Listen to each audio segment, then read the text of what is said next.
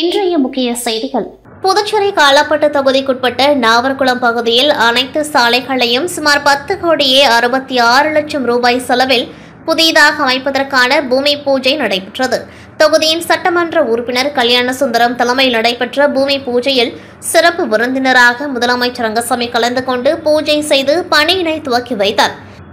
இந்த பூஜையில் புதுச்சேரி பாஜக மற்றும் என்ஆர் காங்கிரஸ் நிர்வாகிகள் மற்றும் நகராட்சி பொதுப்பணித்துறை பொறியாளர்கள், பொதுமக்கள் என அனைவரும் திரளாக கலந்து கொண்டார்கள்.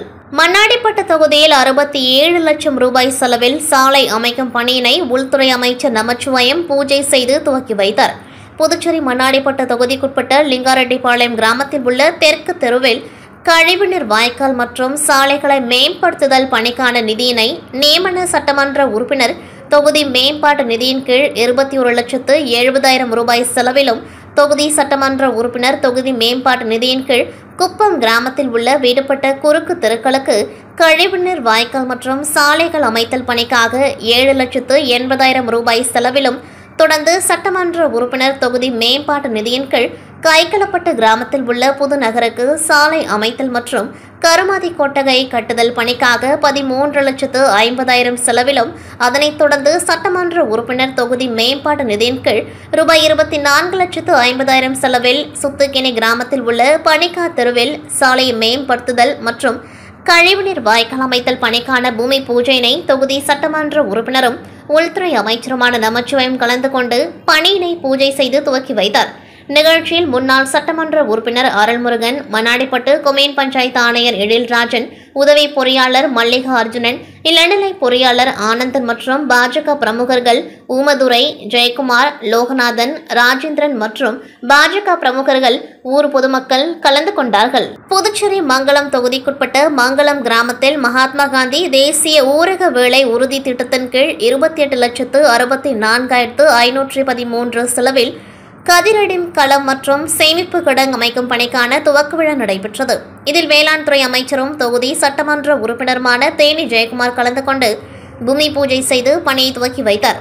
இந்நிகழ்ச்சியில் ஊரக வளர்ச்சி முகமை திட்ட இயக்குநர் அருள்ராஜன், வில்லியனூர் வட்டார வளர்ச்சி அதிகாரி அங்கித் குமார், அதிகாரி கார்த்திகேசன், செயற்பொறியாளர் ஸ்ரீனிவாசன், உதவி பொறியாளர் ராமன், வில்லியனூர் கொம்யூன் பஞ்சாயத்து பொறியாளர் திருநாவுக்கரசு, இளநிலை பொறியாளர்கள் ரங்கமன்னார், ராமச்சந்திரன், பணி ஆய்வாளர் மாறன், கிராம திட்ட ஊழியர்கள் ஜாக்குலின், ராஜ்குமார் மற்றும் விவசாயிகள், ஊர் பொதுமக்கள் கலந்து கொண்டார்கள். புதுச்சேரி லாஸ்பேட்டை அசோக் நகர் அருள்மிகு செல்வ சித்தி விநாயகர் ஆலயத்தில் எழுந்தருளி உள்ள சைவ குருமார்களாகிய திருஞான சம்பந்தர், திருநாவுக்கரசர், சுந்தரர், மாணிக்க வாசகர் ஆகிய 4வருக்கு கும்பாபிஷேகம் வெகு விமர்சையாக நடைபெற்றது.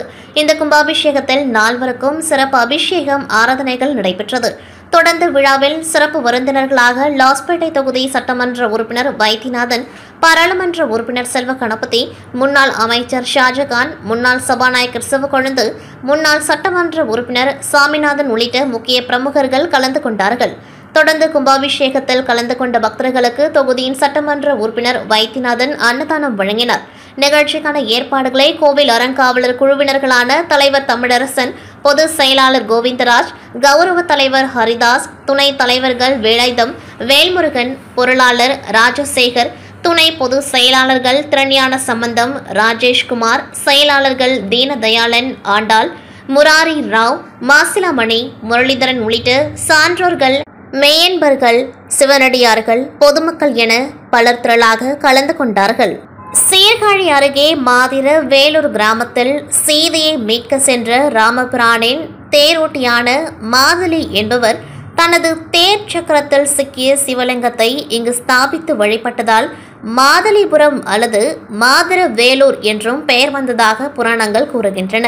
பிரசித்தி பெற்ற மாதிர வேலூரில் அருள் புரியும் ஸ்ரீ சுந்தர நாயகி அம்பாள் சமேத ஸ்ரீ மாதலீஸ்வர சுவாமி திருக்கோவில் காலத்தால் பழுதடைந்திருந்த நிலையில் பக்தர்கள் ஒன்றிணைந்து திருப்பணியை முழுமையாக செய்து பஞ்சவர்ணம் தீட்டி புது பொலிவுடன் ஸ்ரீ மாதலீஸ்வரர் திருக்கோவில் மற்றும் கிராம தேவதைகளான ஸ்ரீ பூர்ணா புஷ்கலா சமேத ஸ்ரீ ஹரிஹர புத்திர அய்யனார் மற்றும் ஐயாங்குட்டி ஸ்ரீ பிடாரியம்மன் திருக்கோவில் மகா கும்பாபிஷேகம் நடைபெற்றது. முன்னதாக 6 கால யாகசாலை பூஜைகள் நிறைவடைந்து புனித நீர் அடங்கிய படங்கள் மேளதாளங்கள் முழங்க ஊர்வலமாக புறப்பட்டது.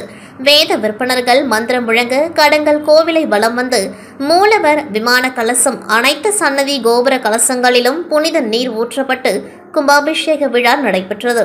இதில் ஏராளமான பக்தர்கள் பங்கேற்று சுவாமி தரிசனம் செய்தனர். புதுச்சேரி ஸ்ரீ சப்தகிரி அறக்கட்டளை சார்பில் லாஸ்பேட்டை தொகுதிக்குட்பட்ட குறிஞ்சி நகர் இளைஞர்கள் நடத்தும் முதலாம் ஆண்டு பொங்கல் திருவிழாவை ஒட்டி ஓட்டப்போட்டி, சோடா பாட்டில் நீர் நிரப்புதல், லெமன் ஸ்பூன், மியூசிக்கல் சேர், கயிறு இழுத்தல், சாக்கு ரேஸ் உள்ளிட்ட விளையாட்டுப் போட்டிகள் நடைபெற்றது.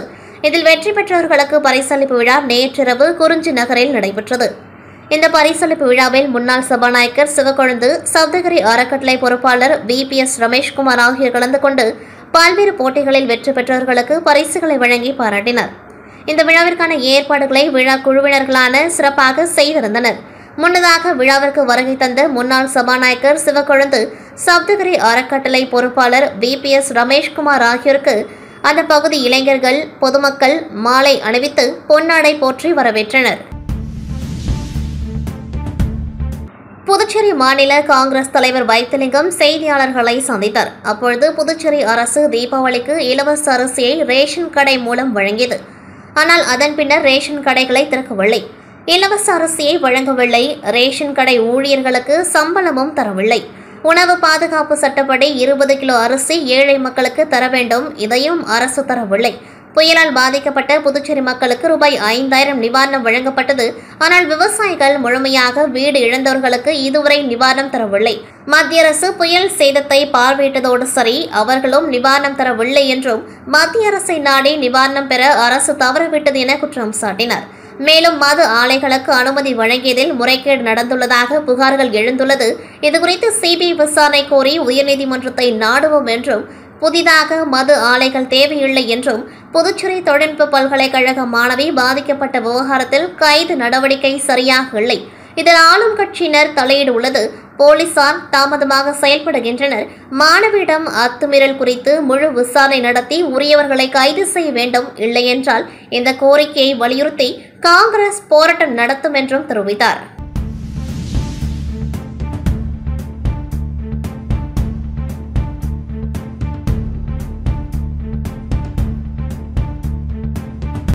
சுகாதாரத்துறையில் செயல்படுத்தப்படாத திட்டங்களை செயல்படுத்தியதாக ஆவணங்கள் தயார் செய்து கோடிக்கணக்கில் மோசடி செய்தவர்கள் மீது உரிய நடவடிக்கை எடுக்கும் வரை போராட்டம் நடத்தப்போவதாக அரசு ஊழியர்கள் சம்மேளனம் எச்சரித்துள்ளது.